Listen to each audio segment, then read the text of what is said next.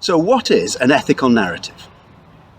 Well, the simplest way to think about it is imagine you've got a complaint. Something's gone wrong in a workplace, and you approach the boss or the human resources department and you say to them, okay, this is what's happened. And then they say, let us deal with it. Then later somebody else approaches the human resources department with a different complaint, and the human resources department or the boss or whoever it is says, okay, I'll deal with it. And you notice that there's a difference in how they deal with it. So the first thing to say is that there's no consistency. The point of an ethical narrative is that it shows a thread of consistency in how organizations behave ethically. The Germans have a phrase, the red thread. Forgive my German, but the roter Fader. This idea that there is a consistency running through people's actions, behaviors, and reasons. This red thread is essentially the narrative that people have when it comes to their ethical behaviors. So it's as though everybody has a story to tell. Absolutely everyone has a story to tell, and every business has a story to tell as well. But there are many different types of stories. And one of the types of stories that a company can tell is what sort of ethical actions, what kind of behaviors and what kind of attitudes it shows towards the people it works for, towards the people who work for it, towards the staff within the company.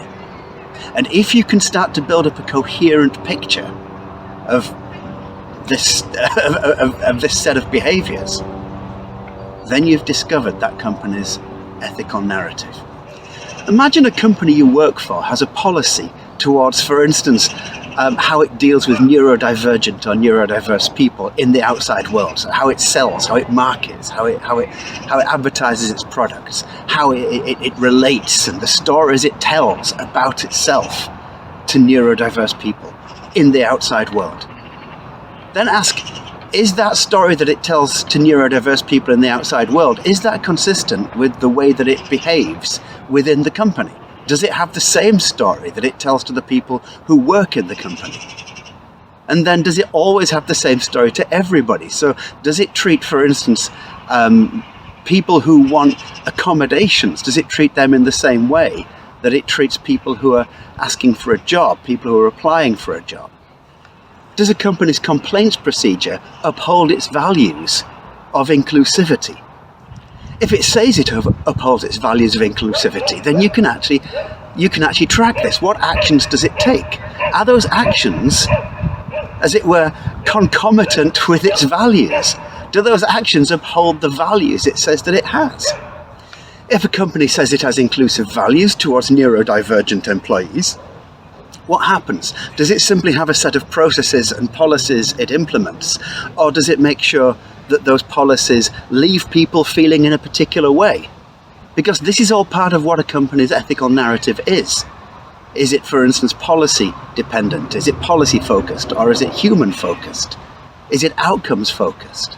These things are all part of a company's narrative. So I know of plenty of companies that claim to be, as it were, neurodivergent inclusive or neurodiverse inclusive. But their policies don't leave neurodivergent people feeling included. So the question you might want to ask is, do the words that come out of their mouth match their actions? Or do the words that come out of their mouth match their values? Do their values match their actions? If you can find out this, then you can start to build up a picture of what a company's consistent ethical narrative is, how it applies it, how it understands it, and how everybody within the company understands it. Do people interpret it in the same way? One of the reasons this is so useful is that it helps you get a clearer picture of how a company behaves ethically or not, rather than just trying to observe it and thinking this is fair or this is not fair.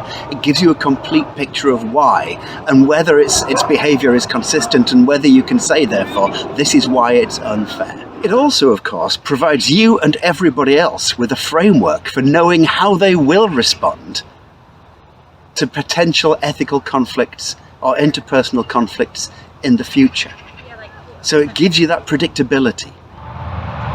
The complaints procedure, the way that people deal with it, all of this has got to be both consistent and explicable. If you go to the boss and you say, look, why did you do this? And the boss can give you a good story for why she did it, a good story for why she behaved the way she behaved, and that this story is consistent and consistent with the other ways in which the company behaves, this can start to look like an ethical narrative. Because if there's no consistent ethical narrative, you can guarantee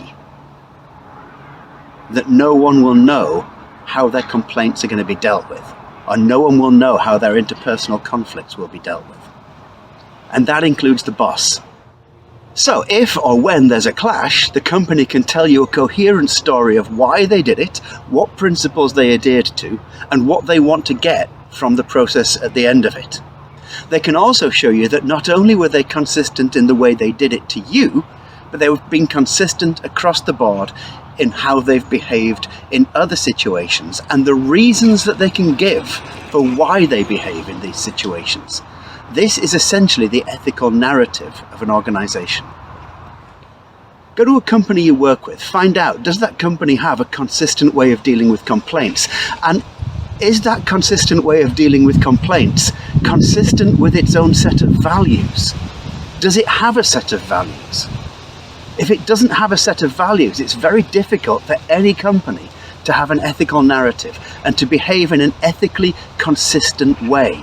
And it's that ethically consistent way that we think of when we talk about the company's ethical narrative. Do a company's words match their actions? Not only is it that it's consistent, but that you can see why it's doing it.